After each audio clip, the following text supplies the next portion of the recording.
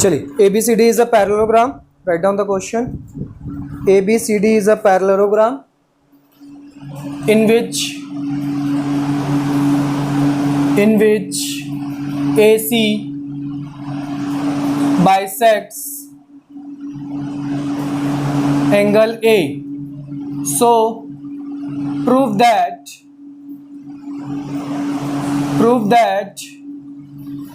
first triangle ADC is congruent to triangle ABC, and second AC bisects also angle C. ये दो चीज़ आपको proof करनी है। पहला प्रूफ करना है कि ये दोनों ट्राइंगल क्या है, कॉन्ग्रेंट है, और दूसरा प्रूफ करना है कि AC जो है एंगल A को बाइसेक्ट करती है, वो क्वेश्चन में गिवन है। सेकेंड चीज आपको प्रूफ करना है कि वो एंगल C को भी बाइसेक्ट करती है। ठीक है, ये दो चीज आपको प्रूफ करनी है। प्रूफ करिए फटाफट, कॉन्ग्रुएंसी रूल लगा के प्रूफ करना है। चलिए, तो हमको दिया हुआ है AC बाइसेक्ट्स एंगल A। तो गिवन में हम लिखते हैं सबसे पहले कौन सा रेक्टेंगल है, क्वाड्रिलेटरल कौन सा बोल दिया था मैंने, पैरेललोग्राम। पैरेललोग्राम के ऑपोजिट साइड्स इक्वल होते हैं। तो सबसे पहले आप क्या करो, गिवन में लिखो AB is equal to CD and AD is equal to BC। Opposite sides क्या हो जाते हैं, इक्वल हो जाते हैं पैरेललोग्राम के। तो हमने ऑपोजिट साइड्स क्या कर दिए, यहाँ पे इक्वल लिख दिए। सेकंड, आपको बोला है कि AC जो लाइन हमने ड्रॉ की है, ये किसको बाइसेक्ट कर रही है, एंगल A को। What is the meaning of bisection, दो इक्वल पार्ट में डिवाइड करना। मतलब ये एंगल दो इक्वल पार्ट में डिवाइड हुआ, मतलब ये एंगल और ये एंगल दोनों क्या है, इक्वल है। तो यहाँ पे मैं अब दो ट्राइंगल बना लेता हूँ, ADC और दूसरा ट्राइंगल ABC। तो ये वाला एंगल और ये वाला एंगल इक्वल है, मतलब ADAC is equal to angle CAB because क्या, AC बाइसेक्ट्स एंगल A, क्योंकि एंगल A को बाइसेक्ट कर रहा है। तो ये हमने रीजन लिखा। और यहाँ पे क्या लिखोगे इनका reason, because opposite sides of parallelogram are equal. Opposite sides of parallelogram क्या होते हैं, इक्वल होते हैं। ठीक है, तो इक्वल हमने ये लिख दिया। अब हमको प्रूफ करना था, फर्स्ट प्रूफ करना स्टार्ट करते हैं। फर्स्ट हमको क्या प्रूफ करना है, ADC और ABC। यहाँ पे मैंने डायग्राम बनाया हुआ है। तीन चीजें चाहिए हमको कॉन्ग्रुएंट प्रूफ करने के लिए। देखो, AB is equal to CD और AD is equal to BC। Sorry, ये वाला है ना, ये हमको गिवन है, हमने गिवन में लिख दिया है। AB इज इक्वल टू क्या है, CD और AD is equal to BC। अब इसका रीजन हमने गिवन में लिख लिया है, तो दोबारा आपको लिखने की जरूरत नहीं है। आप क्या कर सकते हो, यहाँ पे गिवन लिख सकते हो। रीजन आपको एक ही बार लिखना है, या तो गिवन में या तो सॉल्यूशन में, दो बार नहीं लिखना है। और एक चीज इक्वल है, एंगल इक्वल है। Angle DAC is equal to angle CAB। ठीक है, ये भी हम गिवन में लिख चुके हैं। तो यहाँ पे क्या लिख देंगे, गिवन लिख देंगे। कौन सा कॉन्ग्रुएंसी रूल लगेगा, SAS। कौन सा कॉन्ग्रुएंसी रूल लगेगा,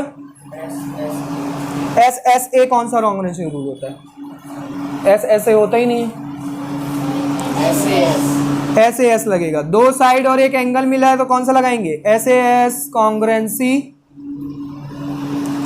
रूल। क्या हो जाएगा, triangle ADC is congruent to triangle ABC। Congruent proof हो गया। अब सेकंड में बोला है कि AC bisects also AC angle C को भी बाइसेक्ट कर रहा है, हमको प्रूफ करना है। मतलब ये एंगल इक्वल हो जाएगा, तो हमारा प्रूफ हो जाएगा कि AC जो है एंगल C को भी क्या कर रहा है, बाइसेक्ट कर रहा है। तो CPCD से मैं लिख सकता हूँ, क्योंकि ये दो ट्राइंगल क्या हो गए हैं, कॉन्ग्रुएंट प्रूफ हो चुके हैं। तो अब मैं लिख सकता हूँ एंगल ACD ये वाला और ACB ये वाला। जब एक बार आपका कॉन्ग्रुएंट प्रूफ हो जाता है दो ट्राइंगल, उसके बाद आप सारे साइड सारे एंगल्स को इक्वल लिख सकते हो। यहाँ पे लिख सकते हो बाय सीपीसीटी। सीपीसीटी का फुल फॉर्म क्या होता है? Corresponding parts of congruent triangles. ठीक है, तो ये क्या हो जाएगा? एंगल इक्वल हो जाएगा। सो यहाँ पे लिखोगे hence proved AC bisects angle C। इसका मतलब AC जो है एंगल C को क्या कर रहा है? बाइसेक्ट कर रहा है। इतना इजी था, नोट डाउन करिए फटाफट। थ्योरम्स फॉर ट्राइंगल्स, हेडिंग डालो, थ्योरम्स फॉर ट्राइंगल्स।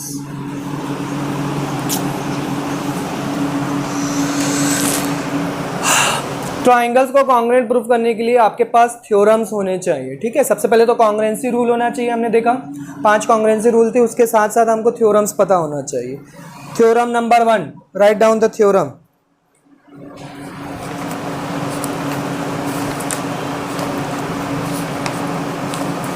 एक एक थ्योरम लिखवाऊंगा और एक्सप्लेन करते जाऊंगा कि वो थ्योरम क्या है। ठीक है, थ्योरम नंबर 1,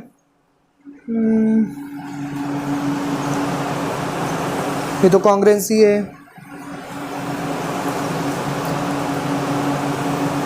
RHS बोल रहा है।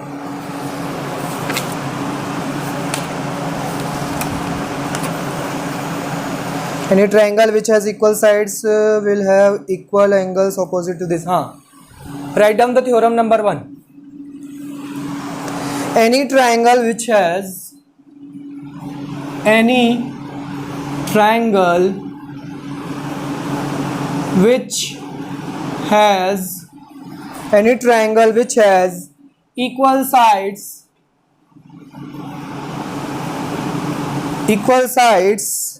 will have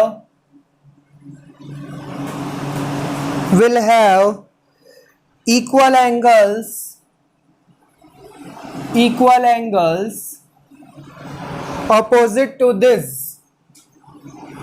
opposite to this, ठीक है।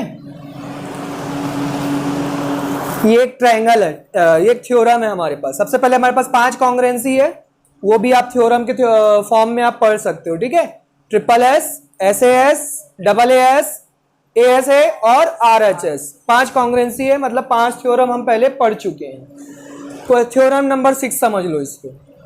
Theorem number 6, any triangle which has, कोई भी एक ट्राइंगल मैं बनाता हूं, मान लो ये एक ट्राइंगल है, कोई भी एक ट्राइंगल हमने देखा था कितने टाइप के होते हैं? 6 टाइप्स के होते हैं, लास्ट क्लास में हमने देखा था। तो जैसे मान लो एक राइट एंगल ट्राइंगल बनाता हूं, कोई भी आप ट्राइंगल बनाओ, 6 टाइप्स में से कोई सा भी आप एक ट्राइंगल बनाओ, उसके 2 साइड्स अगर इक्वल हैं, थ्योरम क्या बोल रहा है? Any triangle which has equal sides will have equal angles opposite to this. अगर उसके 2 साइड्स इक्वल हैं, 2 साइड्स इक्वल है मतलब कौन सा ट्राइंगल हुआ? आइसोसेलेस ट्राइंगल हो गया।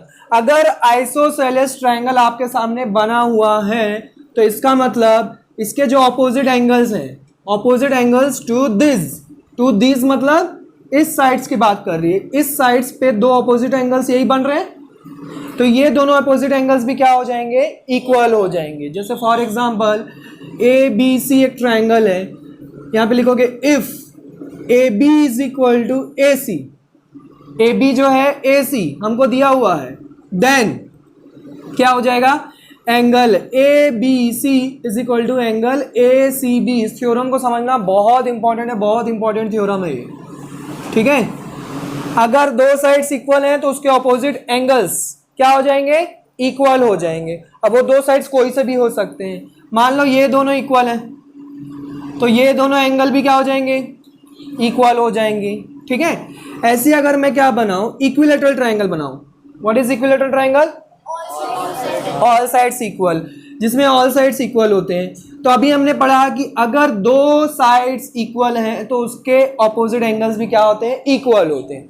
इन दोनों साइड्स को कंपेयर करो तो ये दोनों इक्वल होंगे, इन दोनों साइड्स को कंपेयर करो तो ये दोनों इक्वल होंगे, और इन दोनों साइड्स को इन दोनों साइड्स को कंपेयर करो तो ये दोनों इक्वल होंगे, मतलब इक्विलेटरल ट्राइंगल्स में तीनों एंगल्स क्या होते हैं, इक्वल होते हैं। अगर तीनों साइड्स इक्वल हो गए तो तीनों एंगल्स भी इक्वल होंगे। तो क्या लिखोगे, if A B is equal to B C is equal to C A, अगर मिलता है then angle A is equal to angle B is equal to angle C. अगर तीनों साइड्स इक्वल हो गए तो तीनों एंगल्स भी क्या हो जाएंगे, इक्वल हो जाएंगे। बट अगर दो साइड्स इक्वल है तो उसके ऑपोजिट एंगल्स इक्वल होंगे। समझ में आया, नोट कर लिए theorem. Next theorem, theorem number 7। Theorem number 6 और 7 क्यों बोल रहे हैं, क्योंकि इसके पहले 5 थ्योरम हम पढ़ के आ चुके हैं कॉन्ग्रुएंसी के फॉर्म में।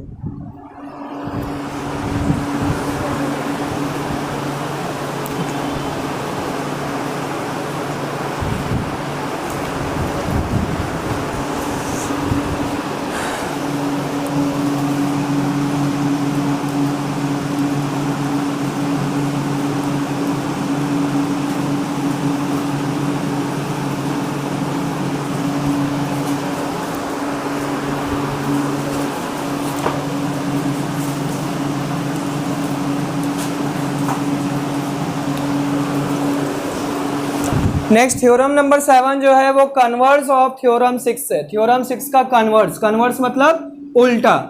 थ्योरम 6 में हम क्या बोल रहे थे कि किसी ट्राइंगल के दो साइड्स अगर इक्वल हैं तो उसके दो एंगल्स क्या हो जाएंगे, ऑपोजिट एंगल्स इक्वल हो जाएंगे। मान लो अगर एंगल्स इक्वल दिया हुआ है, ठीक है, अब एंगल्स इक्वल दिया हुआ है तो आप क्या करोगे, साइड को इक्वल कर दोगे, उसका उल्टा अप्लाई कर दोगे। यहाँ पे क्या लिखोगे, if angle B is equal to angle C then A B is equal to B C, sorry A C, A B is equal to A C. ठीक है, अगर एंगल्स इक्वल हैं तो साइड को इक्वल कर लेंगे। मान लो अगर कोई एक इक्विलेटरल नहीं, कोई ऐसा ट्राइंगल है जिसके तीनों एंगल इक्वल है, वो सिर्फ एक ही हो सकता है, इक्विलेटरल ट्राइंगल है। तीनों एंगल इक्वल है मतलब इसके तीनों साइड्स भी क्या हो जाएंगे, इक्वल हो जाएंगे। If angle A is equal to angle B is equal to angle C then A B, B C and C A, तीनों साइड्स भी क्या हो जाएंगे, इक्वल हो जाएंगे। नोट डाउन करिए फटाफट।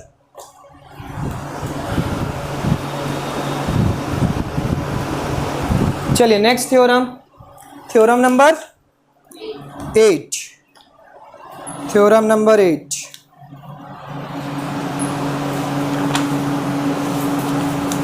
कहाँ है थ्योरम नंबर 8? थ्योरम नंबर 8 बहुत मजेदार थ्योरम है।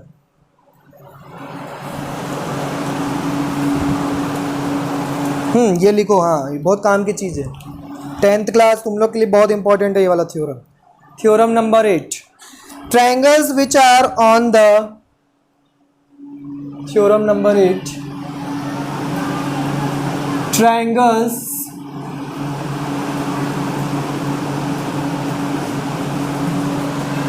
which are on the same base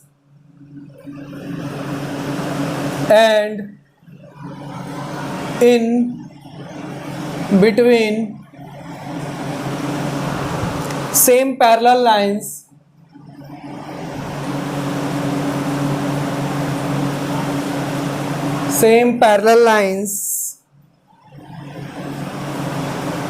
are equal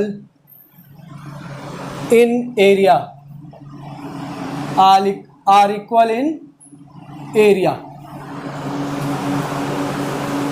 ठीक है, ये एक ट्राइंगल है, ये बेस सेम हो गया आपका, पी क्यू आर और एस क्यू आर दोनों का सेम बेस जो हो गया, क्या हो गया, सेम हो गया। क्यू आर दोनों का क्या हो गया, बेस हो गया।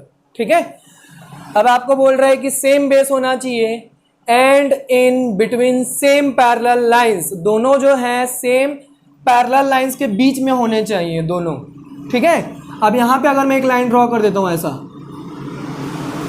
है ना, यहाँ पे मैं ए और B, A B line parallel to Q R, मैं क्या करता हूँ पी और एस पॉइंट से एक ऐसी लाइन ड्रॉ कर देता हूँ जो कि किसके पैरेलल होनी चाहिए, क्यू आर के पैरेलल होनी चाहिए। ठीक है, तो अब ये दोनों पैरेलल लाइन के बीच में आ गए ट्राइंगल, समझ में आ रहा। सबसे पहले तो बेस जो है वो क्या होना चाहिए, सेम होना चाहिए। दूसरा कंडीशन, दोनों ट्राइंगल दो पैरेलल लाइन के बीच में होने चाहिए। तो दो पैरेलल लाइन के बीच में है ये दोनों triangle.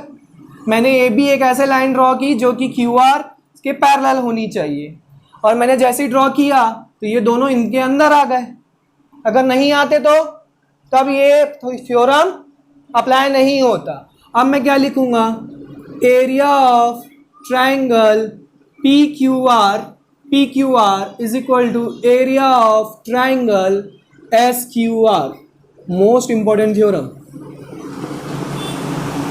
Most important theorem.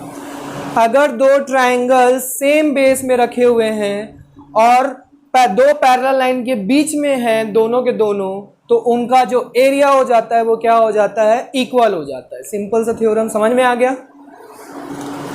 Simple है और मोस्ट इंपॉर्टेंट है।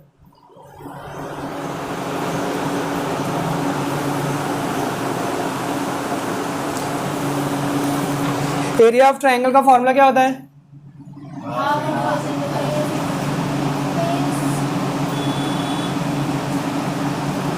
Half into base into height. Area of triangle का फॉर्मूला होता है तो हाइट। अच्छा एक बात बताओ, मुझे हाइट निकालना है किसी ट्राइंगल का, मान लो इस ट्राइंगल का मुझे हाइट निकालना है, किसको बोलेंगे हाइट, कौन बताएगा, किसको पता है हाइट, बताइए।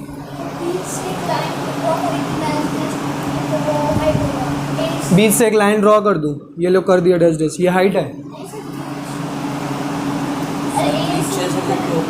गलत बोल रहे हो भाई आप, इनकम्प्लीट, आधा नॉलेज, रॉन्ग। आधा ज्ञान जो है बहुत खतरनाक होता है भाई। आपको पता है किसी ट्राइंगल की हाइट कैसे फाइंड आउट करते हैं, आपको नहीं पता, आपको नहीं पता, एल्टीट्यूड कभी नहीं पढ़े हो। किसको बोलते हैं altitude of a triangle, hypotenuse, perpendicular. यहाँ पे आप लाइन ड्रॉ कर रहे हो तो वो कैसी होनी चाहिए, परपेंडिकुलर होना चाहिए, तभी हाइट होगा। बीच में होना जरूरी नहीं है, बीच में होता है that is called median. Median और एल्टीट्यूड में डिफरेंस समझिए। अगर मैं यहां से लाइन ड्रॉ करता हूं एकदम परपेंडिकुलर, तो ये आपका क्या है, एल्टीट्यूड है। ठीक है, क्या मीडियन है क्या, ये बीसी का मिड पॉइंट दिख रहा है क्या, ये जो डी पॉइंट है ये बीसी का मिड पॉइंट है क्या, नहीं है। यस सर, कौन बोल रहा है, मिड पॉइंट ड्रॉ करूंगा, ये देखो ये आपका मिड पॉइंट है, ई point, this is called median. ठीक है, मीडियन मतलब होता है कि वर्टेक्स पॉइंट से अगर आप एक लाइन ड्रॉ करते हो जो कि बेस पे क्या होना चाहिए, एकदम मिड पे मिलना चाहिए, that line is called median. और एल्टीट्यूड मतलब बीच में मिले ना मिले हमको कोई फर्क नहीं पड़ता, परपेंडिकुलर होना चाहिए। परपेंडिकुलर मतलब 90 डिग्री बनाना चाहिए, वो 90 डिग्री बनाएगा मतलब वो altitude. This is called height of the triangle. चलो, which type of triangle is this, इसका बताओ हाइट कैसे निकालेंगे। हाइट मतलब एल्टीट्यूड, समझ गए ना, परपेंडिकुलर लाइन ड्रॉ करना है। बताइए सर, बी से ऊपर लाइन खींचूंगा, मुझे ए पॉइंट से चाहिए भाई हाइट, ए से सी तक तो खींचा हुआ है भाई पहले सी, और क्यों खींचेंगे, मतलब ये हाइट है ए सी, तो परपेंडिकुलर तो है ही नहीं भाई। कौन, मैं बोला ही नहीं भाई ऐसा, मैं बोला वो मिड पॉइंट पे हो भी सकता है नहीं भी हो सकता है, परपेंडिकुलर होना चाहिए।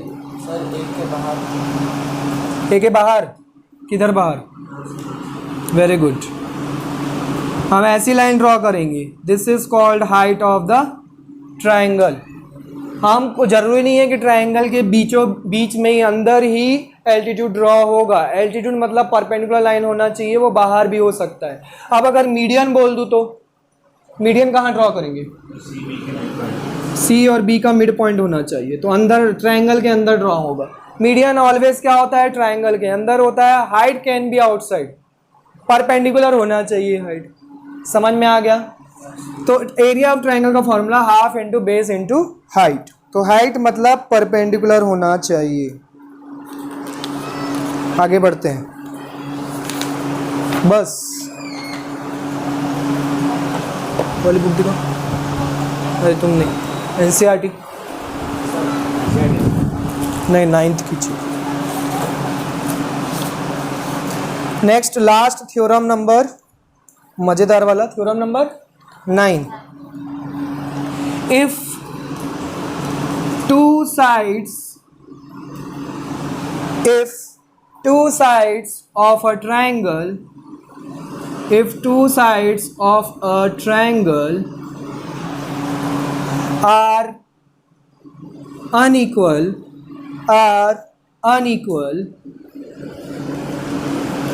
if two sides of a triangle are unequal, the angle opposite to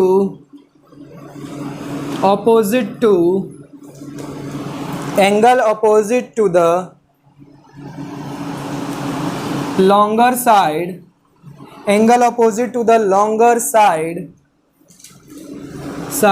is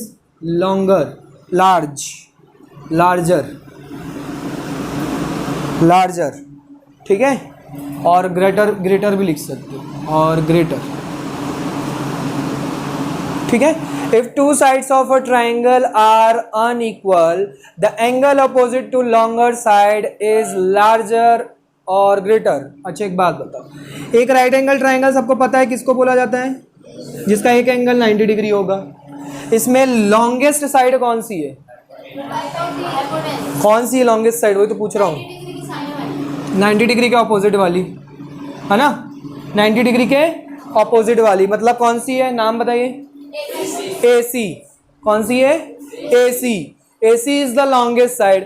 तो इसके ये लॉन्गेस्ट साइड है, लॉन्गेस्ट साइड के ऑपोजिट वाला एंगल, इसके ऑपोजिट वाला एंगल कौन सा है? ये है ना, वो क्या होता है बोल रहा है? लार्जर होता है। तो ऑपोजिट लॉन्गेस्ट साइड के ऑपोजिट वाला जो एंगल होता है वो लार्जर होता है।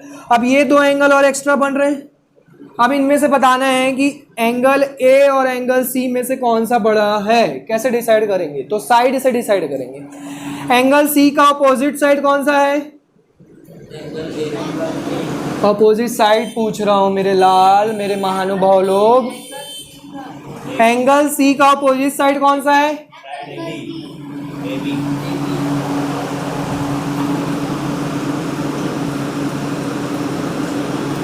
एंगल ए का ऑपोजिट साइड कौन सा है?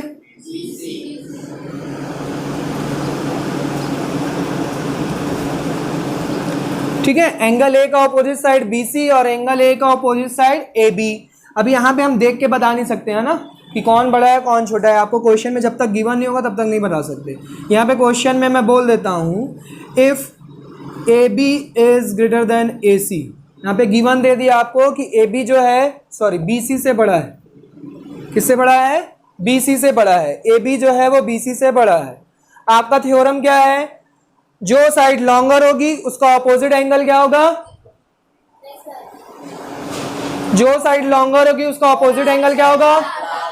लार्जर होगा। जो साइड लॉन्गर होगी उसका ऑपोजिट एंगल भी क्या होगा? लार्जर होगा। जो साइड स्मॉलर होगी उसका ऑपोजिट एंगल भी क्या होगा?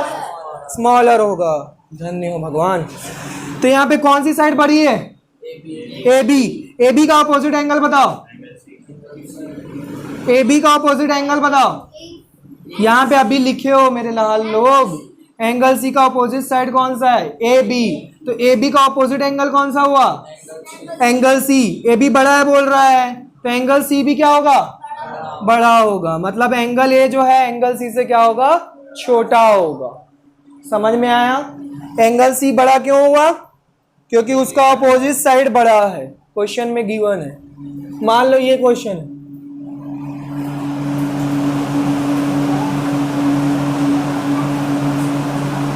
पी क्यू आर, एक ट्रायंगल है पी क्यू आर, ठीक है। इसमें आपको बोल रहा है गिवन है, अब यहाँ पे देख के तो बता नहीं सकते कौन बड़ा है कौन छोटा है, नहीं बता सकते। यहाँ पे गिवन है आपको Q R is greater than P R, Q R is greater than P R, ठीक है। आपको बोला है, यहाँ पे बोला है कि two sides of a triangle are unequal, triangle के दो साइड्स क्या होने चाहिए, अनइक्वल होने चाहिए, तब हम ये थ्योरम लगा सकते हैं। तो क्यू आर जो है वो पी आर से बड़ा है बोल रहा है, मतलब ये दोनों साइड अनइक्वल हो गए। अब हमको देखना है क्यू आर के ऑपोजिट एंगल कौन सा है, क्यू आर के ऑपोजिट एंगल एंगल P, और पी आर के ऑपोजिट एंगल एंगल Q। बताइए दोनों में से कौन बड़ा होगा, कौन बड़ा होगा, एंगल P बड़ा होगा कि एंगल Q? क्यों? थ्योरम क्या बोल रहा है, लॉन्गर साइड के ऑपोजिट एंगल जो है वो क्या होता है, लार्जर होता है। तो लॉन्गर साइड कौन सी है, क्यू आर, उसका ऑपोजिट एंगल कौन सा है, तो एंगल P क्या होगा, लार्जर होगा। सिंपल सा लॉजिक, बुझा? Theorem number 10, converse of theorem 9, ठीक है। जो रीजन हम लिखते हैं ना ब्रैकेट में साइड में सॉल्यूशन में, तो आपको ये पूरा थ्योरम लिखना पड़ता है। Angle opposite to the longer side is larger, बस इतना ही, वो रीजन आपको लिखना पड़ता है। थ्योरम थ्योरम नंबर 9 या थ्योरम नंबर 8 लिखने से काम नहीं चलेगा। एग्जामिनर जाएगा क्या घर बुक उठाने, बोलेगा भैया थ्योरम नंबर 8 लिखा है, चलो देख के आता हूँ थ्योरम नंबर 8 क्या है, गाड़ी उठाया चल स्टार्ट करके गया देखने के लिए, फिर बेचारा पेट्रोल गवा के फिर वापस देख के आया।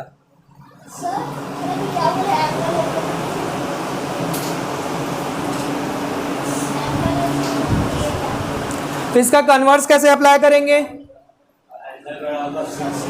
अगर एंगल बड़ा, अगर गिवन है, पहले देख लो अच्छे से देख लो, यहाँ पे अगेन पी क्यू आर लेता हूं मैं, ठीक है। अब आपको क्वेश्चन में गिवन है if angle P is greater than angle R, angle P is greater than angle R। अब आपको एंगल का इंफॉर्मेशन दिया है, आपको किसका इंफॉर्मेशन निकालना है, साइड्स का। जो लॉन्गर, जो लार्जर एंगल होगा उसका अपोजिट साइड भी क्या होगा, लॉन्गर होगा। एंगल P का अपोजिट कौन है, क्यू आर, मतलब क्यू आर बड़ी होगी किससे, एंगल R का अपोजिट साइड कौन सा है, पी क्यू। तो एंगल क्यू आर साइड जो है वो पी क्यू से क्या होगा, बड़ा होगा। समझ में आया नहीं, नोट डाउन करिए। चलिए क्वेश्चन, मैं आपको एक क्वेश्चन दे रहा हूं इन फिगर, कौन सा फिगर है ये वाला, एक फिगर दिया हुआ है क्वेश्चन में,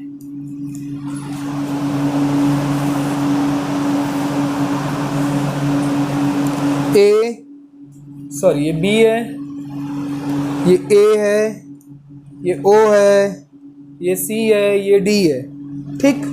ये एंगल, ये एंगल, ये एंगल और ये एंगल।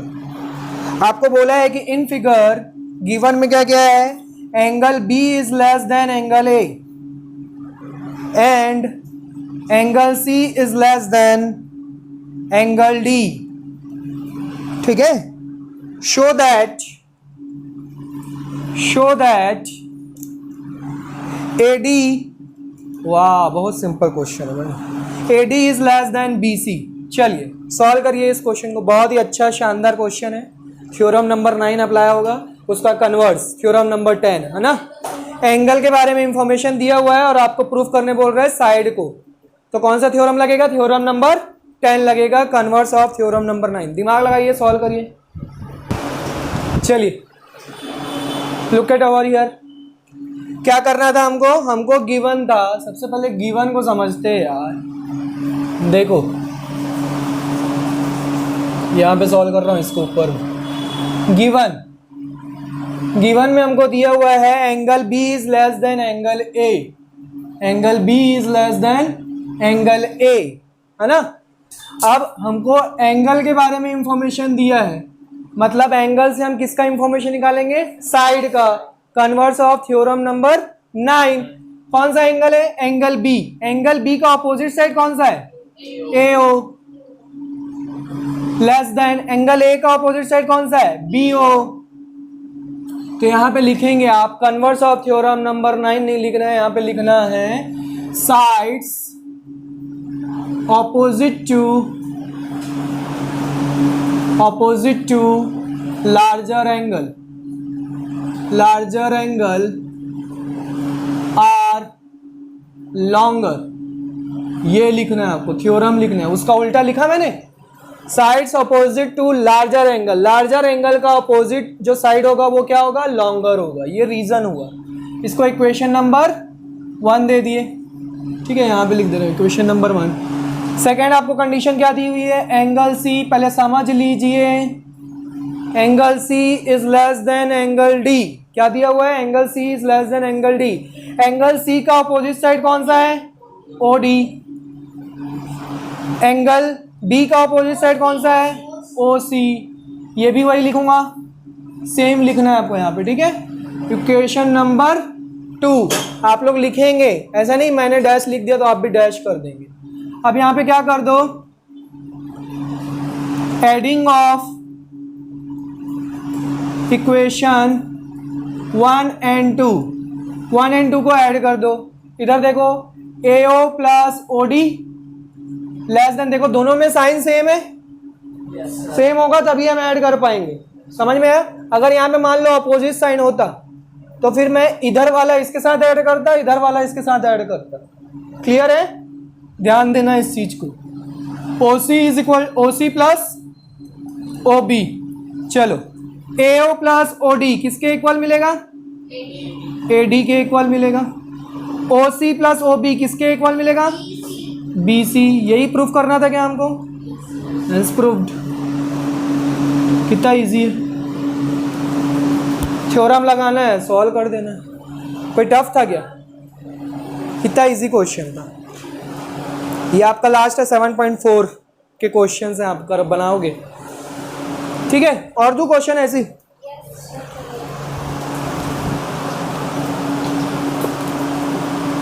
निकालो ना भाई, बंद क्यों कर दे रहे हो? पढ़ने की इच्छा नहीं है क्या?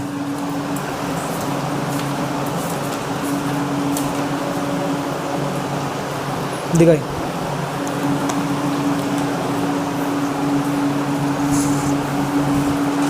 अब बन जाएगा पक्का। Let's see question number 2। आपको फिगर दिया हुआ है, फिगर बना लिया जाता है ऐसा, ये P, ये M N, this is angle X and this is angle Y। आपको गिवन है if X is greater than Y then prove that you have to prove MP is greater than NP। वो बहुत simple है, तो फटाक से बनाइए, फटाक से बनाइए। बहुत ही आसान और उम्दा क्वेश्चन। नहीं मेरे भाई, ये प्रूफ करना है। एंगल क्यों फाइंड आउट करोगे? एक्स वाई दिया मतलब एंगल फाइंड आउट करना है। क्लास नर्सरी से बड़े हो भाई साहब लोग। इस वाले का डायग्राम कौन सा है? ये वाला कि ये वाला है? अच्छा है, ये वाला है। क्वेश्चन नंबर 3 भी बना देता हूं मैं, दोनों क्वेश्चन सॉल्व करिए आप लोग।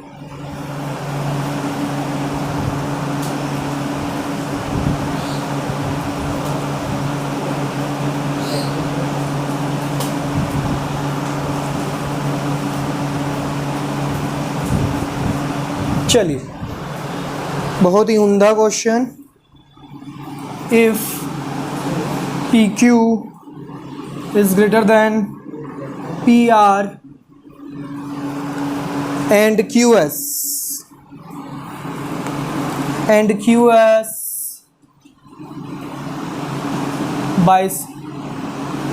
QS and RS are bisectors